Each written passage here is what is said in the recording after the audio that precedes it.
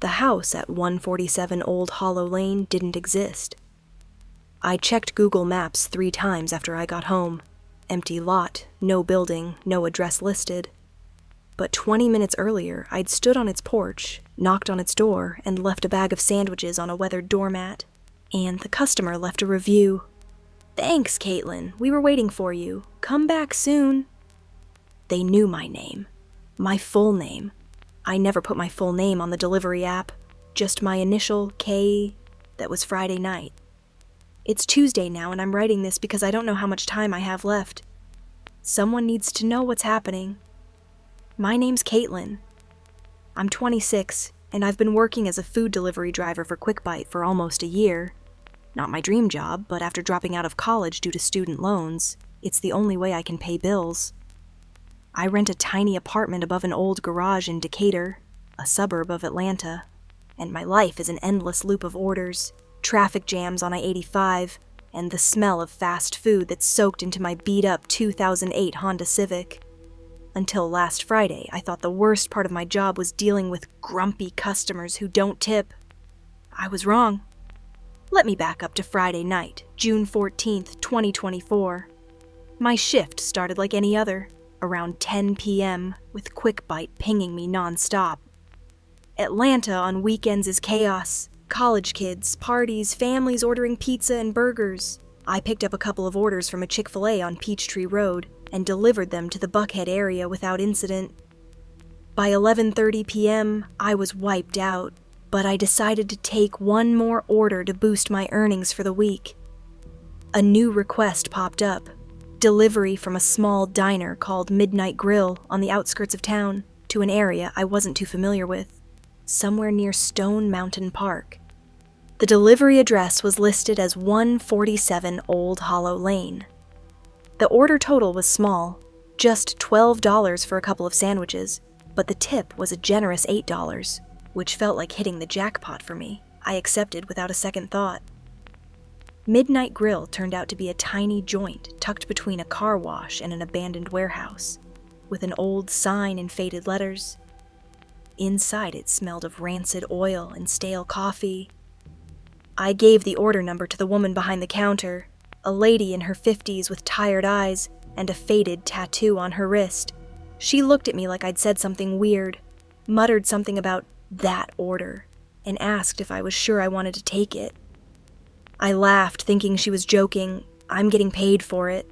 She shook her head and handed me the bag of sandwiches. Be careful. Some places are better left alone. I didn't think much of it. Atlanta's full of oddballs, especially at night.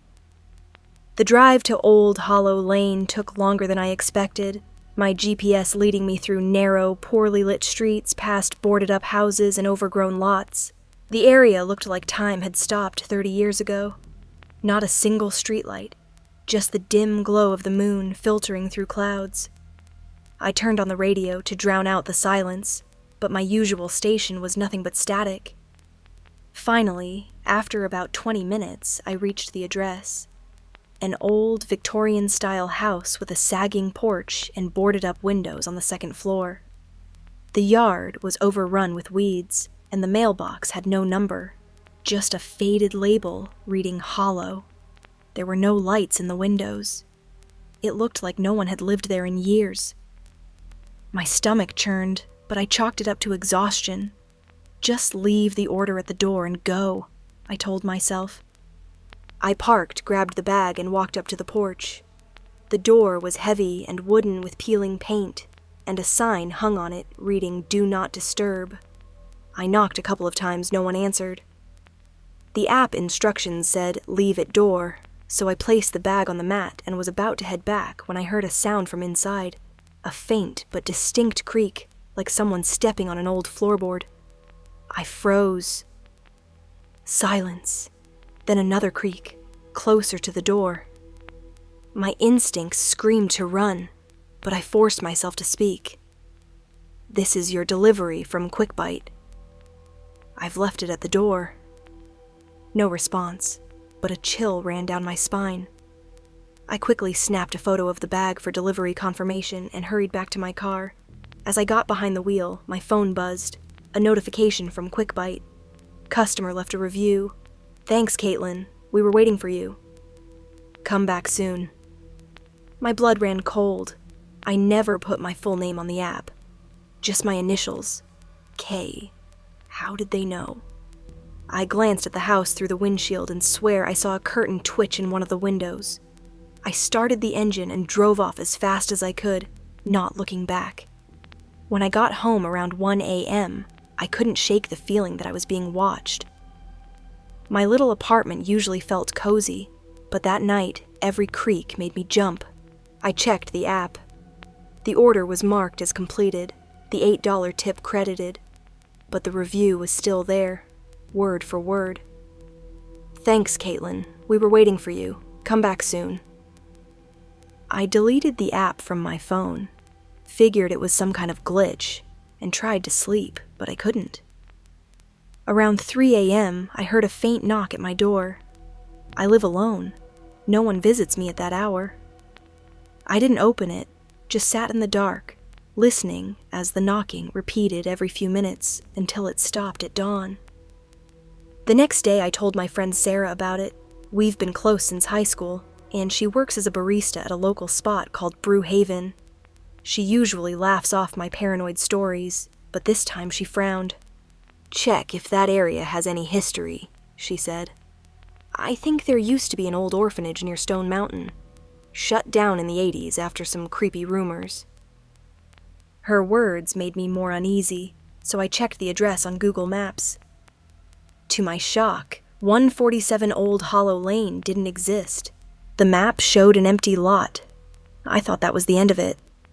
But this morning, when I reinstalled QuickBite to check my balance, there was a new order. Same address, 147 Old Hollow Lane. Same restaurant, Midnight Grill, and a note from the customer. We missed you, Caitlin. Bring us more. My heart raced. I didn't accept the order, but the notifications keep coming. Every few hours, I called my older brother, Mike. He's 32, lives in Marietta about 30 minutes away, and works as a mechanic. I told him about the weird order, the eerie house, the review with my name. He listened quietly. Sounds like a prank, but I know a guy, Travis, who's into urban legends and Atlanta history. Maybe he's heard of something around Stone Mountain, I'll call him, and we can swing by tomorrow. The next day, Sunday, we drove to Travis's place, an old trailer on the edge of Lawrenceville surrounded by rusted cars and junk. Travis was a lanky guy in his 40s with long hair tied back in a ponytail and tattoos covering his arms. His trailer was packed with books, old maps, newspaper clippings, and a conspiracy board with strings and pins hung on the wall. When Mike explained the situation, Travis's eyes lit up. I have something for you, he said, digging through a stack of yellowed papers. He pulled out an old article from the Atlanta Journal-Constitution dated 1983. The headline read, Tragedy at Orphanage. Fire claims 12 children. Travis explained that where the empty lot now sits near Stone Mountain Park, there used to be an orphanage called Hollow Haven. In the 80s, a fire broke out, cause never determined, killing 12 children and burning the building to the ground. The land was abandoned after that, and locals started telling stories about the spirits of the children still lingering, especially at night, looking for someone to hear them. He gave me a copy of the article. There's a woman, Mrs. Edna, who lives near that spot. She's in her 80s, but she remembers everything. Don't go alone, especially at night. I thanked him, though my insides twisted with dread. Mike tried to cheer me up on the drive back, but even his jokes couldn't distract me from the feeling that I'd stumbled into something I couldn't explain. Back home, I tucked the article into a desk drawer, determined not to think about it anymore, but my phone buzzed again, another notification from QuickBite. New order, 147 Old Hollow Lane customer waiting. Don't be late, Caitlin.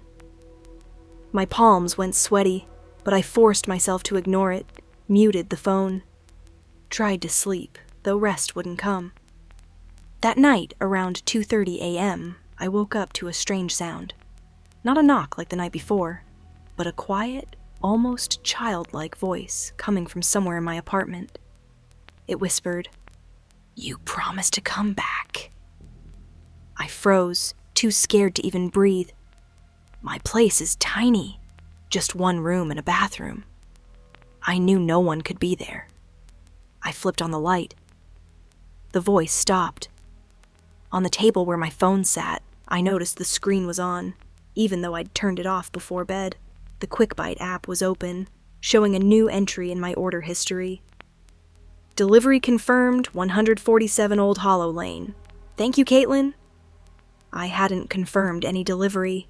My hands shook as I deleted the app again, but within minutes it reappeared on my phone, like it had reinstalled itself. The next day, Monday, I decided to talk to Mrs. Edna. The woman Travis mentioned Mike was at work, and Sarah didn't want to get dragged into my creepy mess, so I went alone. Mrs. Edna lived in a small house on the outskirts of Stone Mountain, a few miles from the empty lot. She was a frail old lady with kind eyes, but when I mentioned Old Hollow Lane and the orphanage, her face darkened. "You're not the first to ask about that place," she said, inviting me inside. Her home smelled of old books and lavender, with family photos lining the shelves. She poured me tea and started to talk. She'd worked as a nurse at Hollow Haven back in the 70s and early 80s. The children there were special. Many had been through terrible things, and some claimed to see shadows and hear voices when no one was around. After the fire in '83 killed those poor souls, she quit. But folks kept saying they heard children crying in that area, especially at night. "A few years ago, a young man came to me," she said, her voice trembling. "A delivery driver, like you. Said he got an order for a non-existent address near that lot. He went there." She paused, looking at me with deep concern. "No one ever saw him again. If they're calling you, don't answer. They won't let go." I left Mrs. Edna's feeling like the ground was slipping out from under me. When I got home, my phone buzzed. Not QuickBite this time, but a text from an unknown number. "We need you, Caitlin. Tonight. Old Hollow Lane." I dropped the phone on the couch like it burned my hands, but I knew I couldn't just sit and wait for this to resolve itself. Something was pulling me there, and I was terrified that if I didn't go, they'd find a way to come to me. I called Mike and told him about the text, about what Mrs. Edna had said about the missing driver. He sighed, clearly annoyed, but there was worry in his voice. "If you're so set on it, I'll go with you. Let's just make it quick. I have a shift tomorrow morning." I thanked him, feeling a weight lift off my shoulders. I couldn't have faced this alone. We agreed to meet at 8 p.m. at my place. Mike arrived with a baseball bat from his truck, saying if someone was messing with me, he'd handle it. We drove to Old Hollow Lane in his Ford pickup. The night was moonless, the only light coming from the headlights. We reached the spot around 9:15 p.m. Where the house at 147 Old Hollow Lane should have been, there was nothing. Just tall grass, a few broken trees, bits of old foundation barely visible in the shadows. Mike turned off the engine and silence enveloped us like a blanket.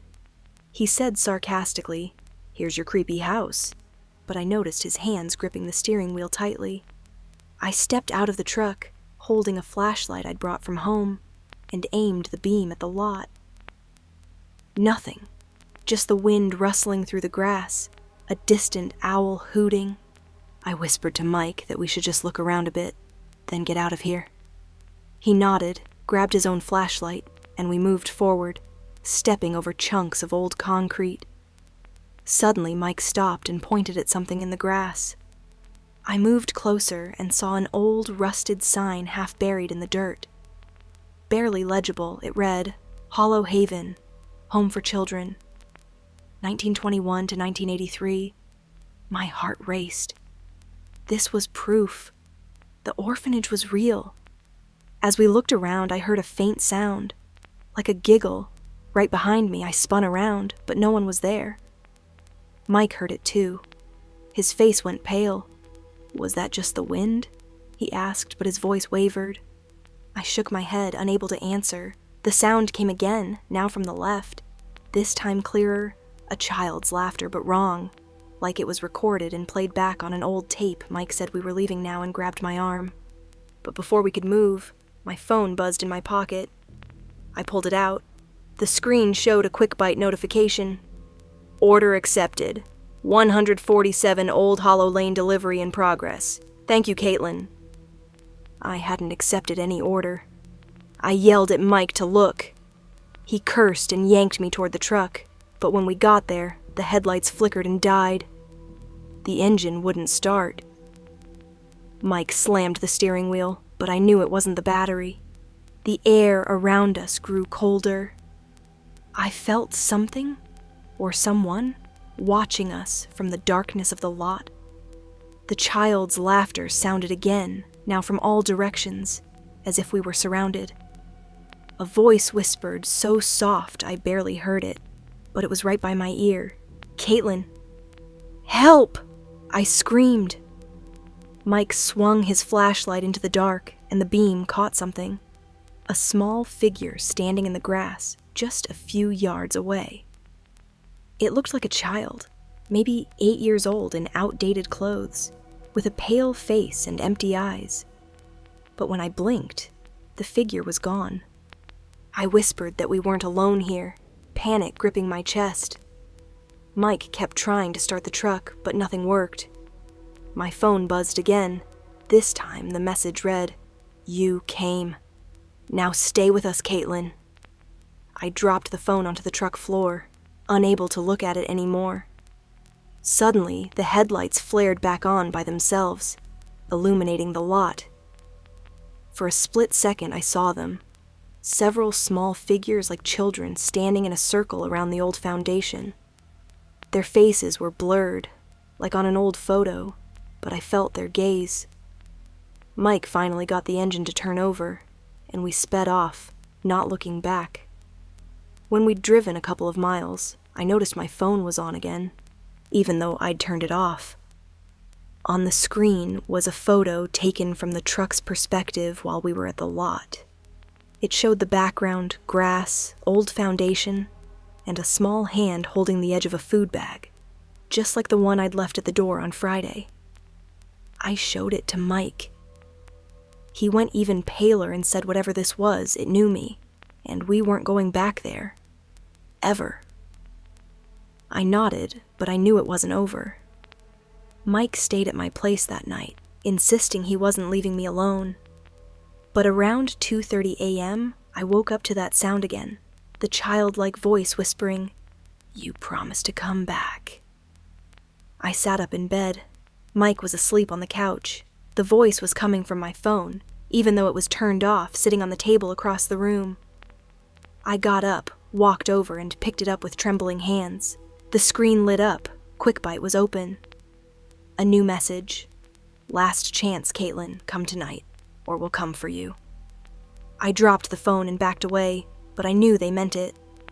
The next night, Tuesday, I couldn't take it anymore. The pull was too strong. The fear of them coming to my apartment, to Mike, to Sarah. I had to end this. I drove to Old Hollow Lane alone. Mike didn't know. Sarah didn't know. No one knew. I arrived around midnight. The lot was empty, just grass swaying in the wind. I got out of the car, holding my phone with the QuickBite app open. I said out loud that I was here and asked what they wanted. The laughter started immediately, all around me. Dozens of voices, children's voices. The figures appeared, rising from the grass, small and blurred with empty eyes. They moved toward me slowly, relentlessly. I tried to run, but my legs wouldn't move, as if roots had grown from my feet into the ground. The closest figure reached out, a small hand cold as ice, and touched my wrist. The voice whispered, "Stay with us. Be our friend. Bring us more." I felt something flow from that touch into me, through me, cold spreading up my arm, into my chest, into my head. Images flashed before my eyes. The orphanage, the fire, children screaming, trapped, burning. They didn't want to hurt me. They were lonely, desperate, trapped between worlds. And they needed help, needed someone to bring others so they wouldn't be alone. The cold spread up my arm, into my chest, reaching for my heart. And then it stopped. The figures stepped back, releasing me. I stumbled backward, gasping for air, and ran to my car. I drove home in a daze, my hands shaking on the wheel. When I got to my apartment, I collapsed on the couch and didn't move until morning. The next day, I woke up feeling different. Not bad, just different. Calmer, like a weight had been lifted. I went to work, took orders, delivered food. Everything seemed normal. But that night, I had a dream. I was standing at Old Hollow Lane. The children were there, watching me, not threatening, just waiting. And I felt connected to them, like I understood what they needed. When I woke up, I found myself texting Sarah. "Hey, I found this cool spot near Stone Mountain. Want to check it out tonight?" I didn't remember deciding to text her. My fingers had just moved. I stared at the message for a long time, then I hit send. Sarah replied, "Sounds fun. What time?" I smiled, but it wasn't my smile. It was theirs. A week has passed since that night. I've been working normally, taking orders, delivering food.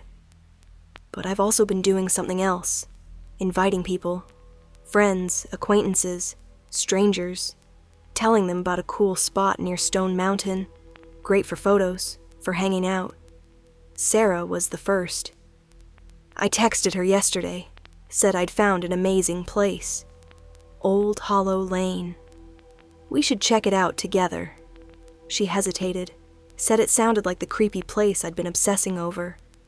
I assured her it was different now, peaceful, beautiful. She'd love it. She agreed. Said she'd come tonight. I'm waiting for her now, at the lot, standing where the orphanage used to be. The figures are here in the grass, watching, waiting. They're excited. I can feel it. They haven't had a visitor in so long. Sarah's car pulls up now, her headlights cutting through the darkness. She gets out, smiling and waving at me. "Caitlin, what is this place? You said it was cool, but it just looks like an empty lot." I smile back, "Come closer. There's something I want to show you." She walks toward me, trusting me like she always has. Best friends since high school. She has no idea what's waiting. The figures are moving now, surrounding us, but she can't see them yet. Only I can, because I'm one of them now. "Caitlin?" Sarah's voice wavers. Why is it so cold all of a sudden? I don't answer. Just keep smiling. The first figure reaches out, a small hand, cold as ice. Sarah screams. But it's too late. The cold spreads through her, just like it spread through me. Her screams fade to whispers, then to silence. When she opens her eyes again, they're empty. Like mine, she looks at me and smiles. "Who should we bring next?" she asks. I pull out my phone. QuickBite is already open, showing a new order. 147 Old Hollow Lane. Customer note, "Bring Mike, we're waiting." I accept the order.